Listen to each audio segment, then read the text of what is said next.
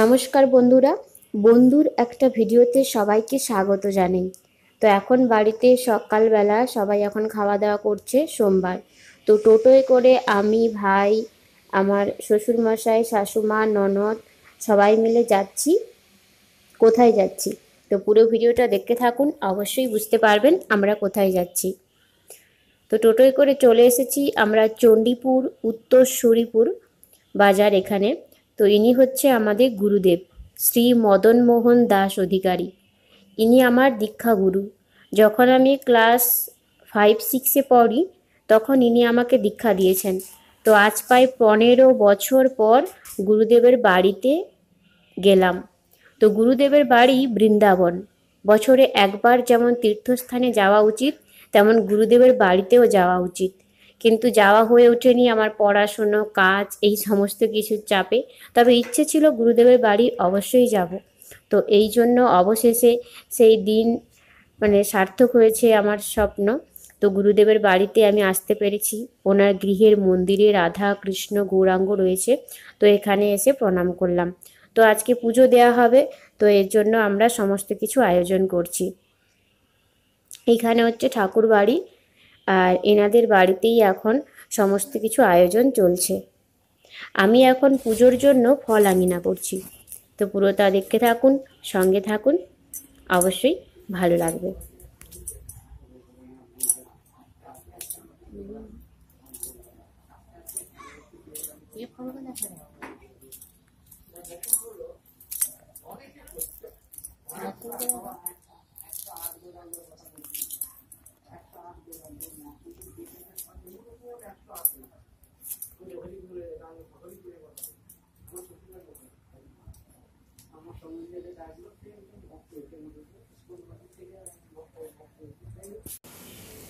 তো উনি এখন স্নান করে তো ঈশ্বরের আরাধনা করছেন, তিলক পড়ছেন। তো আমি বাড়ি থেকে তিলক পরে আসিনি, তো তুলসী মন্দিরে জল দিয়ে পুজো সেরে এসেছি। তো তাই আমি গুরুদেবকে বললাম যে আমি আপনার হাতেই তিলক পরবো। তো উনি এখন বয়স হয়েছে, ঠিকঠাকভাবে পড়াতে পারেন না। তো আমি একটা নারকেলের কাঁচি এনে দিতে উনি সুন্দর করে আমাকে সাজিয়ে দিলেন এবং বলছে যে গুরুদেবের কৃপার সঙ্গে থাকলে জীবনের সমস্ত বিপদেই সহজে এগিয়ে যাওয়া যায়। যেমন আমাদের শিক্ষাগুরু হয়, তেমন দীক্ষাগুরু, যে আমাদের এই মানব জীবনে আমরা কি কর্ম করি, তো এপার থেকে ওই পারে নিয়ে যাওয়ার একমাত্র পথ নৌকা, পারাপারে নৌকা হচ্ছে গুরুদেব। তো শ্রীকৃষ্ণের ভজন সাধনে উনি আমাদের ব্রতী করেছেন।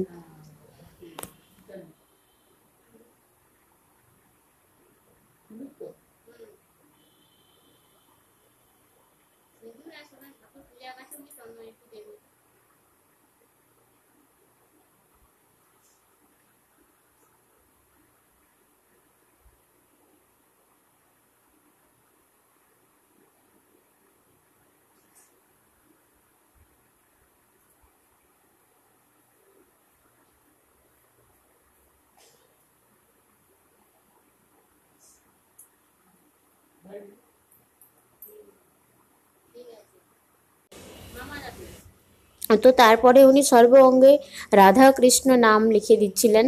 তো একটা ছোট্ট পিতলের এতে রাধা কৃষ্ণ লেখা আছে।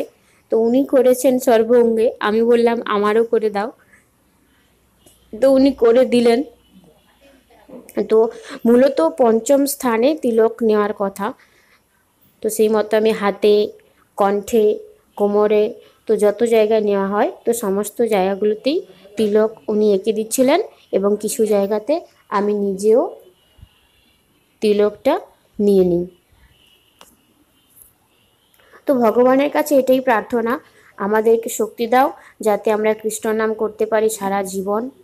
তো হরে কৃষ্ণ কৃষ্ণ কৃষ্ণ হরে হরে, হরে রাম রাম রাম হরে হরে। তো যত বিপদই আসুক শ্রীকৃষ্ণ পাশে থাকুক, তো কোনো বিপদই বিপদ মনে হবে না।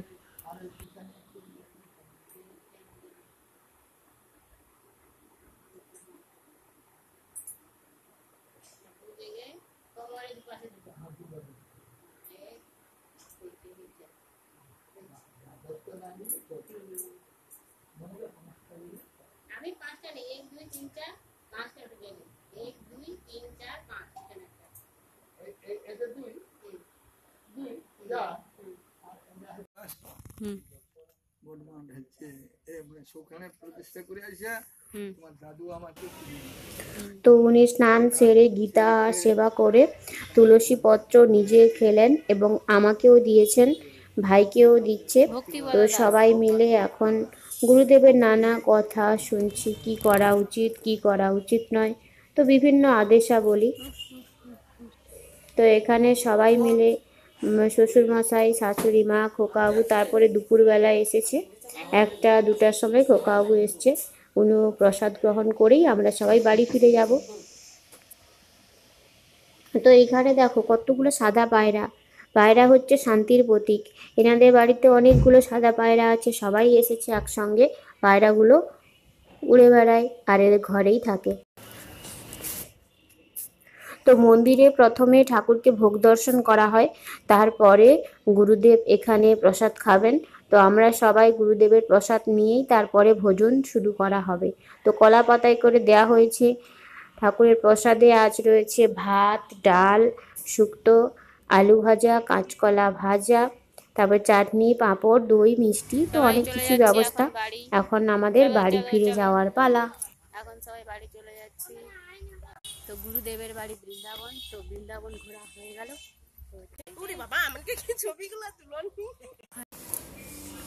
উত্তর শ্রীপুর থেকে চলে এসেছি 78 গ্রাম। তো এখানে আমার মেজো মাসির মেয়ে, তো সরস্বতী, আমার সমবয়সী, প্রায় কয়েক মাসের বড়, তোকে বিয়ে দিয়েছে এখানে। ওর 2 ছেলে আছে, মানে হয়েছে ওর 2 ছেলে। আর এখানে মাসিমা বসে আছে চেয়ারে। তো চলে এসেছি ওর সঙ্গে দেখা করতে। ওকেও বিয়ের সময় যা ছাড়তে এসেছিলাম, আজ 9 বছর পর এলাম সরস্বতীর বাড়িতে। তো ও এখানে রান্নাঘরে কিছু খাবার তৈরি করছে। আমি বলছি আজ তো সোমবার, নিরামিষ, তো কিছু বানাতে হবে না। ও তবুও এখানে বানাচ্ছে ফুলকপির বেসন দিয়ে বড়া বানাচ্ছে, আর বেগুনি, মিষ্টি, এই সব কিছু রান্না চলছে এখন। আর আমার তো একদমই পেট ভর্তি, খাওয়ার ইচ্ছে নেই। তবে জামাই এসেছে প্রথম, তো তাই খাবার দাবার সাজিয়ে একদম দিয়ে দিয়েছে ভাইকে আর খোকাবাবুকে। তো ওরা এখন খাচ্ছে। আর আমি ভাবছি কখন বাড়ি যাব, অনেকটাই রাত্রি হয়ে গেছে, প্রায় 7টা 7:30 বাজে। তো বাড়ি ফিরে আসার পথে আমরা রাস্তা হারিয়ে ফেলেছি। তো কোন দিক দিয়ে বাড়ি যাব বুঝতে পারছিলাম না। তো কোনো রকমে আমরা এসে কলাবেড়িয়াতে পৌঁছই, তো বাড়ি ফিরি। তো আজকের এটাই ছিল ভিডিও, যে গুরুদেবের বাড়িতে যাওয়া। তো গুরুদেবের বাড়ি যাওয়া মানে বৃন্দাবন যাওয়া। তো বৃন্দাবনে যেমন রাধাকৃষ্ণের মধুর মিলন হয়, তো সেরকমই গুরুদেবের বাড়ি, যিনি হচ্ছে আমাদেরকে এপার থেকে ওই পারে নিয়ে যান। তো আজ এটুকুই। সবাই ভালো থাকুন, সুস্থ থাকুন, আর কৃষ্ণ নাম করুন, আর বিপদে কৃষ্ণকেই ডাকুন, সমস্ত বাধা থেকে অবশ্যই মুক্তি পাবেন। তো সবাইকে অসংখ্য ধন্যবাদ পুরো ভিডিওটা দেখার জন্য। ফেসবুক পেজ আছে বন্ধু, ছবি ভিডিও আসতে থাকে। তো সঙ্গে থাকুন, ভালো থাকুন আর সুস্থ থাকুন। আজ এটুকুই।